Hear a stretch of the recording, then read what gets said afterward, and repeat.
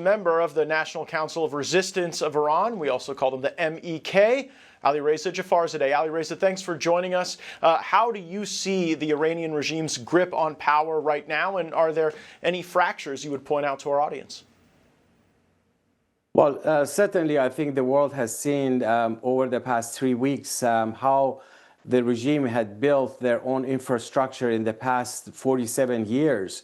There is a reason that 80% of the Iranian population live below the poverty line in a country, very oil-rich country of Iran, because the resources went into building the Revolutionary Guards, their proxies, their missile program, their nuclear program, all their repressive organs. So that's why, even though certainly the war has weakened the regime, but at the end of the day, it takes the Iranian people, the Iranian opposition, the organized opposition to confront the Revolutionary Guards, because the main Achilles heel of the Iran regime, it's their own people. The IRGC has a major problem in fighting the people who are confronting them. And you know, they don't. Yeah, Alireza, I wonder why more people aren't fighting back. I will commend the Mujahideen, the MEK. You have waged assaults on the Iranian regime and shown great courage in doing so, albeit they've been unsuccessful at times. But no one else is really joining you. Why aren't we seeing tens of thousands, hundreds of thousands of Iranians taking to the street alongside the MEK to fight against the regime? Well, keep in mind, this is a theocracy. This is a regime that is built on repression over decades. And unfortunately, the policy of appeasement of the West actually helped the regime to survive all of these years. Of course, the circumstances have changed. And this is the most repressive regime we have ever had in our history. So that's what it takes, the fighting force to confront the regime. But, keep in mind that the momentum has shifted against the IRGC, even though they killed so many people during the uprisings. But more people are now convinced that the only way you can end the rule of the clerics is you have to combine the protests with the organized force to fight back. And that's why the MEK network inside Iran, which is now elevated to what they call National Liberation Army, has gained a lot of appeal among the younger people, younger generation, even though the regime has arrested and killed so many of the MEK people in Iran in the past few months. But more people have joined. Yeah, but can we glean from that, Alireza, that the repression of the regime has worked? That because of that repression that I think you correctly describe, people right now are too afraid to take to the streets in the thousands because they're afraid they'll be killed like so many others have been. Well, that's the whole purpose of repression. Otherwise, why would they want to do it? Yeah, but you concede it's working, I guess, is the question. Well, it works for a certain period of time. That's what all the dictators do. They look so invincible, so in charge, so in control until they're not. And this regime has its own limits. And that's why, look at the massacre they did in January. I don't know the real number, but definitely there were thousands and thousands of people who were murdered.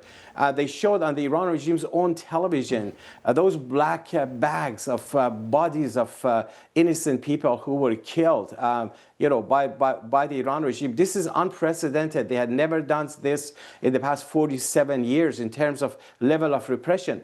But I think the other side of it is that the Iranian people are increasingly convinced that it's not enough just to come to the streets and protest. You need to combine that with an organized force to fight back, to confront the Revolutionary Guards.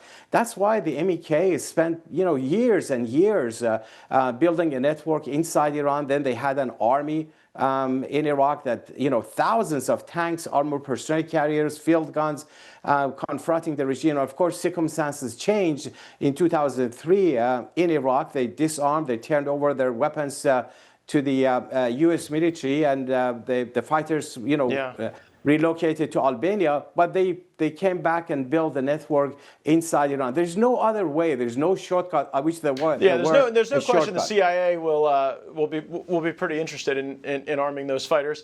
But I wonder if you have 2,000 Marines engaged in an amphibious assault on Iran from the Mediterranean. I wonder if they'll be greeted as liberators. And I ask you that question because you've been very consistent that the change in Iran has to come from the people, not from outside forces. So the Americans show up. How will they be greeted by the Iranian people? Well, I think both our movement, but the history of our country has shown that this is an independent movement, and they're not asking for arms or boots on the ground or any intelligence agencies of any countries. To the contrary, people have bad memories from 1953 when the CIA get engaged in a coup d'etat that put the Shah back in power. People want to see change, but based on their own will, their own desire to see a free, democratic Iran, based on their sovereignty. So that's why we've never asked for boots on the ground, and we feel even during the war, there's been the past 3 weeks, the regime has certainly gotten weaker. But at the end of the day, I think if you ask all of the officials of the countries involved in this war, they will tell you at the end of the day, it's those forces on the ground that are going to determine the future of that. Some in the left-wing media are freaking out over this new contract between us at OANN and YouTube TV. It's dangerous that One America News is being platformed on such a large digital streaming pay TV provider. You're freaking out about the fact that people have choice. Like people can't be allowed to hear what they have to say.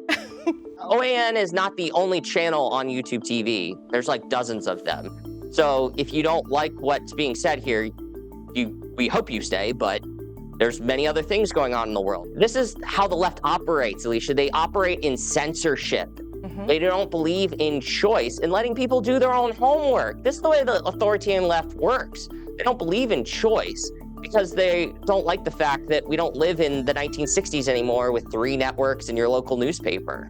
We have to respect freedom of the press, the First Amendment, free speech. Remember that. I want to begin tonight by welcoming and thanking all of our new viewers on YouTube TV. Overnight, One America News welcomed a potential 9.4 million new viewers on YouTube TV. So on behalf of everyone here at OAN, welcome to One America News. We are incredibly excited to have you. This will allow all YouTube TV subscribers to enjoy 16 hours of live news coverage every single day, as well as all of AWE's lifestyle, travel, and family programming, and it will be available in YouTube TV's baseline package. Now, the Vice President and Global Head of Media at YouTube, Justin Connolly, said this about it. Our goal has always been to provide our subscribers with a wide range of content, which is why we're excited to bring One America News to YouTube TV. This partnership gives One America News access to our growing audience, while also giving our subscribers even more choice when it comes to news and entertainment. And we here at The Real Story are extremely grateful for the opportunity to now reach a wider audience. And we're also grateful for the time you give us each and every single day. And we're excited for the future at this amazing network.